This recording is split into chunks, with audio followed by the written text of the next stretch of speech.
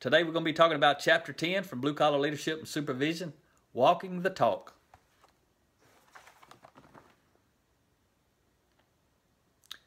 Do you value people who walk the talk? Do you value people who what they say matches what they do? Which kind of leader would you want to follow? If everything was equal,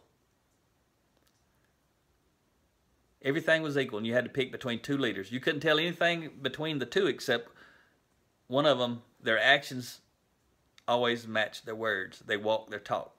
The other leader, they say a lot of things, but they don't do a lot of things.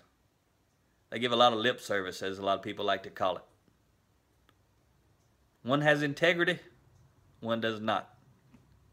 Which leader would you pick? Again, common sense. But when it comes to leading yourself well, do you have an uncommon sense? Do you walk the talk?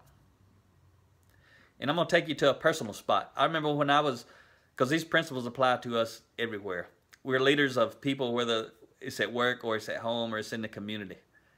And this is a personal thing for me. This is where I got it wrong for many, many years of my life. And a lot of parents get it wrong because when we're trying to lead our children, we can either be low-impact leaders or high-impact leaders. Low-impact parents, high-impact parents. It's all the same stuff. It's just semantics.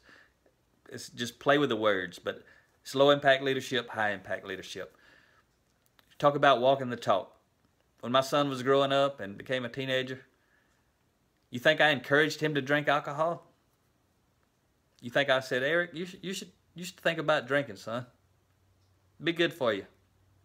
No, that's not what I said. That's not what most parents say.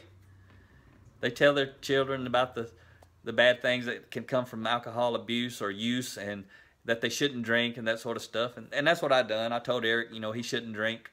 Not good for you. But when he went to get his milk or his tea out of the refrigerator at home, what do you think he saw in the bottom of the refrigerator? He saw Dad's beer.